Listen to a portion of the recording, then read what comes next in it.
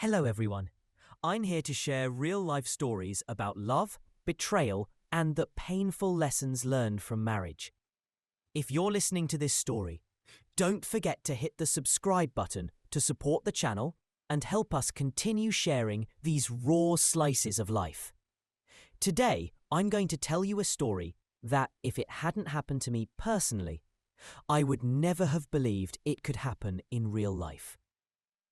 I'm a civil engineer, 34 years old. I've worked in construction for nearly 10 years, and I've seen countless projects through.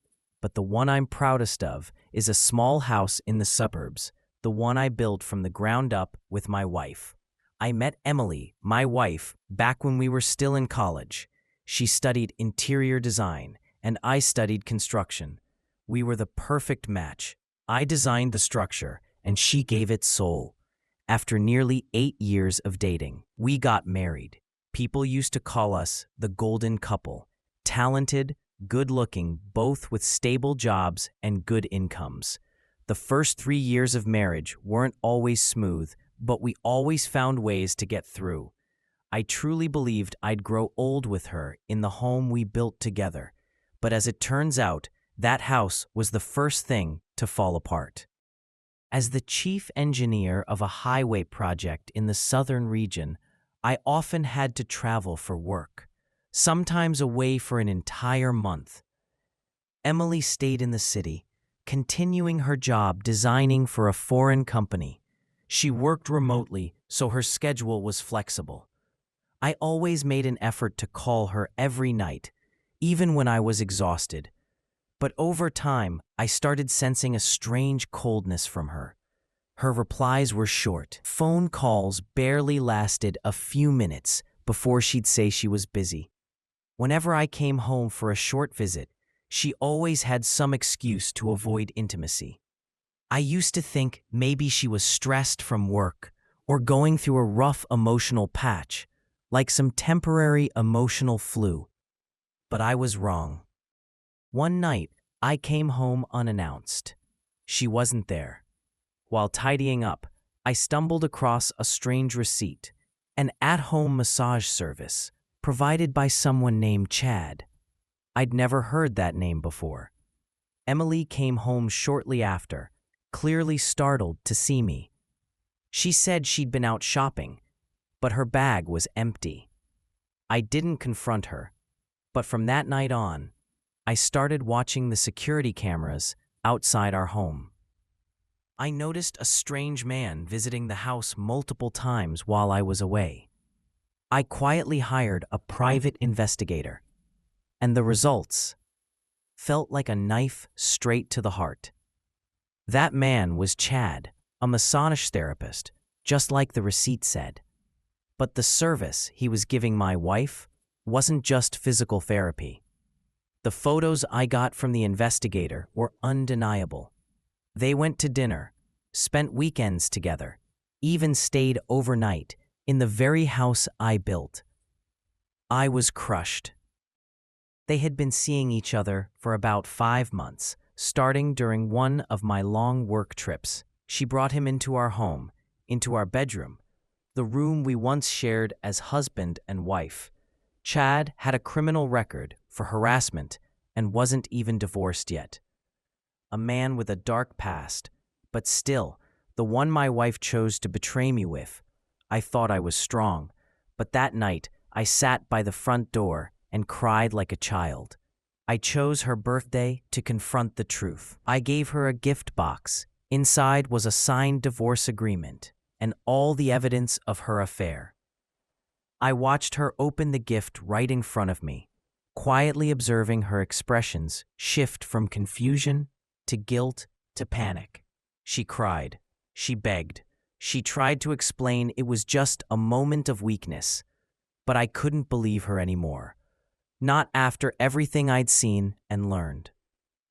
After the night I gave her that birthday gift, I thought all my feelings had gone numb. But the truth is, the pain didn't stop overnight.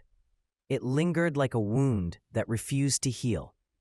Every time I saw her walking around the house like nothing had happened, It felt like I was living with a stranger.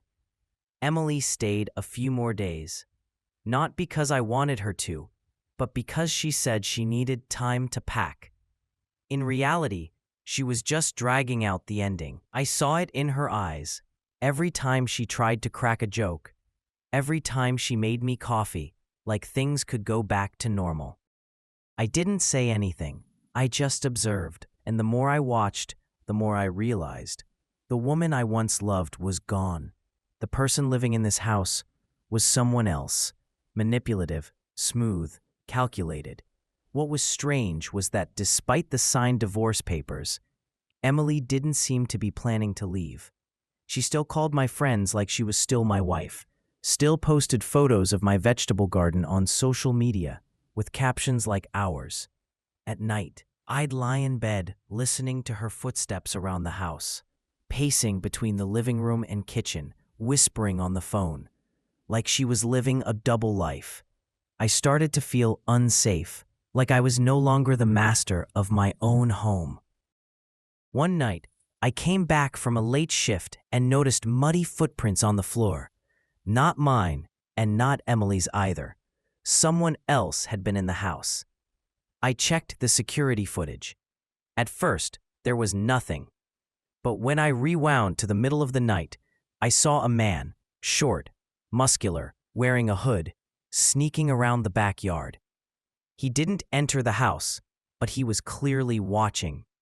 The silhouette looked familiar, and then I realized it was the massage guy, Emily's former lover. The next morning, I called Emily to talk, but before I could say anything, she spoke first. I know what you're thinking, but it's over with him. I blocked his number. I have nothing to do with him anymore. I didn't believe her. My instincts told me it wasn't over. So I rehired the same investigator, this time to track both the man and Emily. In just 3 days, the truth came out. Emily was not only still in contact with him, but was also sending him money. A lot. Thousands of dollars. When I confronted her, she broke down in tears, saying he was blackmailing her, threatening to release photos and videos if she didn't financially support him. She claimed to be the victim. I stayed silent. For the first time in weeks, I didn't feel angry, just empty. I looked at the woman in front of me and knew I didn't love her anymore. The next day, I reported a trespasser to the police and officially demanded that Emily leave the house for good, according to the divorce terms. When she resisted, I showed her the camera footage and the private investigator's messages. She knew she had no way out. That afternoon, she left in silence. No goodbye, no final glance.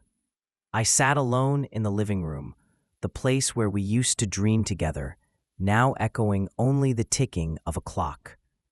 I had lost my wife, lost my trust, but I had regained something even more important, myself. This house may have witnessed betrayal, but it will also be the place where I rebuild, stronger, wiser. I sent all the evidence to her family, her parents, her sister, even her close colleagues. There was no reason left to protect the honor of someone who had no regard for it herself. Of course, her family lashed out.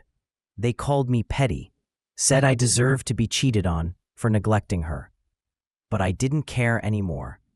I had nothing to apologize for. I didn't cause this. My wife signed the divorce papers. We were officially divorced after 3 months of cold silence. She moved to a small town. According to someone I know, she broke up with Chad, lives quietly, and has pretty much disappeared from social media. As for me, I'm still in the same house, but I've replaced all the furniture, taken down the wedding photos, and cleared out the painful memories. I started therapy. I began again, with morning runs, gym sessions, and journaling. My own form of healing. I'm no longer the man I used to be. Betrayal broke me, but it also taught me how to stand up, stronger, sharper, and with more self-respect. You can't control who betrays you, but you can choose how to close that painful chapter and begin a brighter one. Thank you for listening to the very end. If this story touched your heart, please subscribe to the channel to join me, where broken pieces are shared with full honesty. Thanks again for being here, and see you in the next story.